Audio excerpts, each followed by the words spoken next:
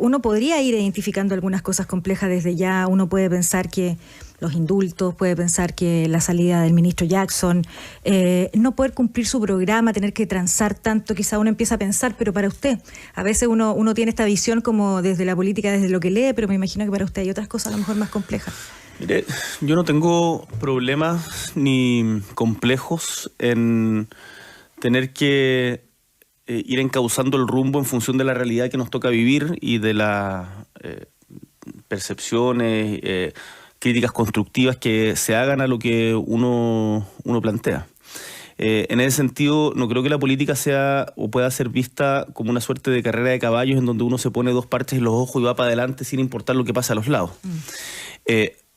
Y por lo tanto eso implica que la política no es para fanáticos, hay que estar permanentemente revisando el camino recorrido y el camino a recorrer.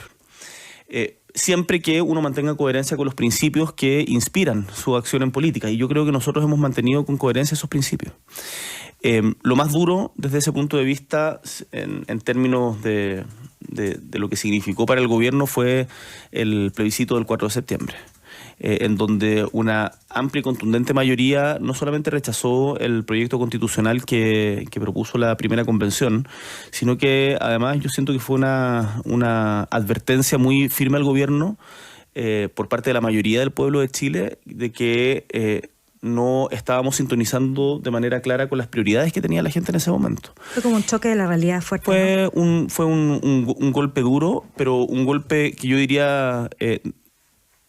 O sea, en política tenemos el deber de recibir bien. Uno no puede estar es como estar criticando o enojarse con quien te contrata. Yo soy funcionario de los chilenos y chilenas y por lo tanto tengo que saber escuchar sus críticas y cuando me dicen, oye, acá hay prioridades que tú no estabas viendo o que no las tenías como lo central del gobierno, pero son lo que más nos importan a nosotros, uno tiene que responder. Y por eso desde ese momento yo diría que en particular la seguridad ciudadana, nosotros definimos 3 seguridades: seguridad social, seguridad económica y seguridad ciudadana, pero la seguridad ciudadana en particular es hoy día de los temas a los que más tiempo le dedicamos desde el gobierno. Tenemos la ministra Toá ha realizado una pega importantísima en eso, hemos fortalecido mucho las policías, hemos despachado más de 50 leyes vinculadas a materias de seguridad y yo tengo la convicción de que esos resultados la gente los va a empezar a sentir. Presidente, en un principio pareció que este choque con la realidad tenía que ver con problemas o de comunicación o de falta de sintonía en la lectura del sentir ciudadano en cada momento, por ejemplo, para el primer plebiscito constitucional con el triunfo del rechazo. ¿Usted está reconociendo de alguna manera que el programa estuvo mal planteado o era una aspiración de ideales que no era realista plantear, que debió haber otro programa? ¿O era lo que cabía plantear en esa época y después las cosas cambiaron en la ciudadanía? No, yo concuerdo con lo que planteaba la ministra Jara en una entrevista que dio ayer la ministra Jara, en que el horizonte que planteamos en el programa sigue plenamente vigente, pero evidentemente los tiempos, algunos énfasis y la construcción de mayorías políticas para poder conseguirlo ha sido complejo y han tenido que cambiar. Nosotros somos un gobierno con minoría parlamentaria. Un gobierno con minoría parlamentaria no puede pretender que sus proyectos van a ser 100% como los había planteado en un comienzo. Los programas políticos no son solamente una suerte de como un check de una lista de supermercados, son voluntades, intenciones que para lograrlas hay que construir grandes acuerdos. Y yo creo que nosotros hemos avanzado significativamente en muchas cosas. Es que lo quiero llevar a extrapolarlo desde la educación a otros temas, pero en el fondo esto está diciendo que usted tomó el gobierno con mucha decadencia, con mucha infraestructura mal hecha, con muchos problemas. Yo lo que sostengo es que nosotros recibimos un país en marzo del año 2022 que tenía muchos nudos críticos, que estaba desestabilizado. Un país que tenía más de un 9% de inflación y que llegó a estar en el orden de un 14% y hoy día la hemos bajado a el orden del 4% y este año vamos a llegar a la meta del central de 3%. Un país en donde las fronteras estaban absolutamente desbordadas. Hoy hemos, en conjunto con las Fuerzas Armadas y las policías, encauzado ese conflicto y se han reducido en un 22% los ingresos en la frontera norte.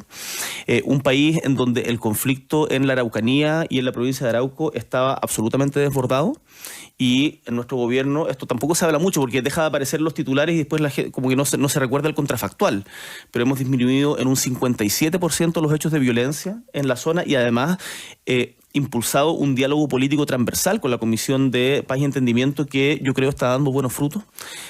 Una situación de homicidios al alza también muy exponencial, y en donde, más allá de que se sigue siendo un problema central de nuestra acción, el año pasado logramos detener esa tendencia al alza de los homicidios.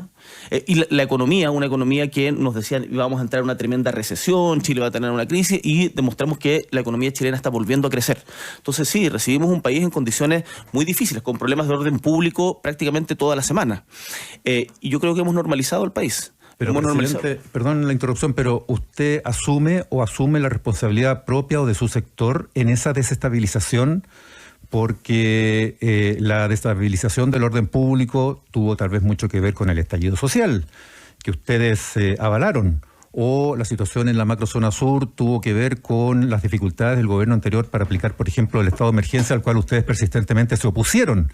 O la inflación tiene que ver con los retiros de fondos de pensiones y el gasto excesivo al cual también ustedes presionaron al gobierno para desembolsar. Y ese desajuste económico se produjo por el gasto y por la farra que este país se dio en 2021 fundamentalmente.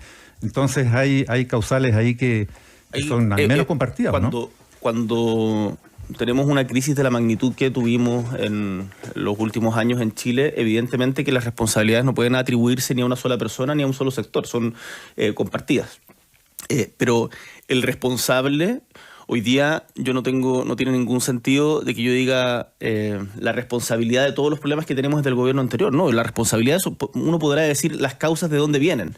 Yo no estoy diciendo ellos lo hicieron todo mal, nosotros lo hacemos todo bien. No, siempre hay cuestiones compartidas, pero el hecho es que nosotros recibimos un país en una situación muy complicada, y hoy día el país se ha normalizado y estamos cumpliendo. ¿Tenemos desafíos pendientes? Por supuesto, en particular en materia de seguridad y en darle más empuje al crecimiento económico. Pero yo no tengo ninguna duda de que este gobierno va a entregar un país mucho mejor del que recibió.